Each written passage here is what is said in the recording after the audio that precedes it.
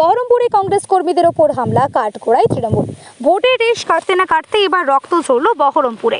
উত্তপ্ত পরিস্থিতির খবর পেয়েই ঘটনাস্থলে ছুটে গেলেন বহরমপুর কেন্দ্রের প্রার্থী অধীর রঞ্জন চৌধুরী। অভিযোগ, দলীয় কর্মীদের ওপর অতর্কিত হামলা চালিয়েছে শাসক দল তৃণমূল আশ্রিত দুষ্কৃতীরা। এই ঘটনায় একজন গুরুতর জখম সহ মোট 4 জন আহত হয়েছেন বলে জানা গিয়েছে। স্থানীয় সূত্রের খবর, তীব্র গরমের মধ্যে নির্বাচনের কাজ করার সময় স্থানীয় বাসিন্দারা সৌজন্যবশত কংগ্রেসের প্রার্থী অধীর চৌধুরীকে ফ্যানের হাওয়া দিচ্ছিলেন। অভিযোগ, এই দৃশ্য থেকে ক্ষিপ্ত হয়ে ওঠে তৃণমূলের স্থানীয় কর্মীরা। এরপরই শনিবার রাতে তৃণমূলের আশ্রিত দুষ্কৃতীরা কংগ্রেস কর্মী সেই পরিবারের লোকজনকে মারধর করে বলে অভিযোগ। এই হামলায় 4 জন কংগ্রেস কর্মী আহত হয়েছেন। এর মধ্যে একজনের অবস্থা অত্যন্ত আশঙ্কাজনক। আহতদের উদ্ধার করে দ্রুত স্থানীয় হাসপাতালে ভর্তি করা হয়েছে। ঘটনার খবর পাওয়া মাত্রই দ্রুত এলাকায় পৌঁছান অধীর রঞ্জন চৌধুরী। তিনি জখম কর্মীদের পরিবারের সঙ্গে কথা বলেন এবং চিকিৎসার খোঁজ খবর নেন। ঘটনা প্রসঙ্গে অধীর চৌধুরী তীব্র ক্ষোভ উগরে দিয়ে বলেন, তৃণমূল এখন হিংসার আশ্রয় নিচ্ছে। মানুষকে হাওয়া দেওয়া বা সৌজন্য দেখানো কি এখন অপরাধ? আমাদের কর্মীদের ওপর যে বর্বরোচিত হামলা চালানো হয়েছে, আমরা পুলিশকে বলবো এদের বিরুদ্ধে সঠিক ব্যবস্থা নিক। ঘটনার পর থেকে এলাকায় ব্যাপক উত্তেজনা বিরাজ করছে। পরিস্থিতি নিয়ন্ত্রণে রাখতে বিশাল পুলিশ বাহিনী মোতায়েন করা হয়েছে। দেখুন, ইনি কংগ্রেস আস্তে ইনি কংগ্রেস কর্মী কি তৃণমূল কর্মী আমি কিন্তু জানি না। আমি এই জন্য আসিনি যে কংগ্রেস কর্মীকে মেরেছে।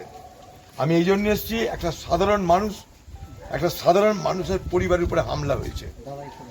এখানে কালকে যখন প্রবলেম হচ্ছিল বুথে, তখন আমি এসেছিলাম। এখানকার মানুষদের ভোট দেওয়ার অধিকার যাতে সুরক্ষিত হয়, তার জন্য নির্বাচন কমিশনের কথা বলে এদের ভোটার লিস্ট ইস্যু করার ব্যবস্থা করেছিলাম। এখানে এত স্লো ভোট হচ্ছিল যে মানুষ এখানে ভোট দেওয়ার সুযোগ পাচ্ছিল না। আমি সেই জায়গাটা এসে তাদের ভোট দেওয়ার ব্যবস্থাকে সুনিশ্চিত করেছিলাম। এই সময়টা যখন চলছে, তখন আমি কিছুক্ষণের জন্য মন্দিরের গেটের সামনে বসেছিলাম, কারণ দাঁড়ানোর জায়গা পাচ্ছিলাম না। সমস্ত লাইন ভোটারদের লাইনের মাঝখানে ডিস্টার্ব করা উচিত না আমার। আমি তাই ভোটারদের লাইন থেকে দূরে গিয়ে এই মন্দিরের সামনে একটু বসেছিলাম, কিচ্ছু করিনি। মন্দিরের মধ্যেও ঢুকিনি। মন্দিরে যারা মালিক তারা ওইখানটায় গিয়ে বললো, আপনি বসে আছেন, একটা ছোট ফ্যান দিল। এই ফ্যানের হাওয়াটা খালি নিয়েছিলাম আমি। তাও বলেছিলাম ফ্যান দেওয়ার দরকার নেই। আমাকে জল খাবার দিতে এসেছিল, আমি বলেছি না, কিছু দরকার নাই, আপনারা যান, ফ্যানটাও দরকার না। তাহলে বললো না, একটু ফ্যান দিলাম। ঠিক এইটুকু, ঠিক এই অপরাধে যেহেতু আমাকে ফ্যানটা দেওয়া দিয়েছে, সেই অপরাধে আজকে তাদের বাড়ির পরে হামলা হলো। এরা কেউ কিন্তু, আমি দাবি করছি না তারা কংগ্রেসের লোক, আমি দাবি করছি না। আমি বলছি এটা সাধারণ মানুষ, একটা কংগ্রেসের লোক নয়, এরা সাধারণ মানুষ। তাদের উপরে কেন হামলা হবে? তাদের বাড়ির মেয়ে দেখুন, তাদের বাড়ি 2-3টে বোন, তারা একটা সুন্দর বাচ্চা কালকে আমার সঙ্গে হাত মেলালো এখানটায়, তাকে আমি আদর করলাম। সেইটা এরা সহ্য হলো না। 2-4টা শুয়োরের বাচ্চা ক্রিমিনাল আছে এখানটায়। এই পুলিশের মদতে আর তৃণমূলের মদতে যা খুশি তা করে মনে করছে। এখানকার মানুষকে সংঘবদ্ধ করে এই দুর্বৃত্তদের মোকাবেলার রাস্তায় নামতেই হবে, নাহলে এই এলাকার মানুষ আগামী দিনে আর সুস্থ স্বাভাবিক থাকতে পারবে না। আমরা এই মানুষের স্বার্থে আমি নিজে থাকবো। আমি আবার কালকে সকালে আসবো, আবার কালকে দুপুরে আসবো, আবার কালকে সন্ধ্যেতে আসবো। আমি পালিয়ে জানাবার লোকটা। এখন আমি হসপিটাল যাব, সেখানে তাদের সাথে দেখা করব, পুলিশের কাছে এফআইআর লজ করাবো, অ্যারেস্ট করানোর ব্যবস্থা করাবো। সব শেষে বলছি, এলাকার মানুষ ঐক্যবদ্ধ হন, ঘরে ঘরে লাঠি বল্লম নিয়ে আপনার প্রস্তুত থাকুন।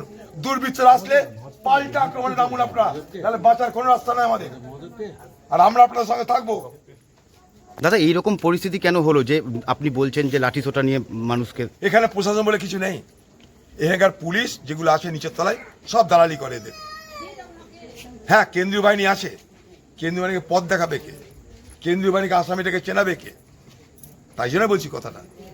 আমি কেন্দ্রীয় বাহিনীর দোষ দিচ্ছি না। কেন্দ্রীয় বাহিনী ভোট করিয়ে সুস্থ হবে, স্বাভাবিক হবে, সেটা আমরা খুশি।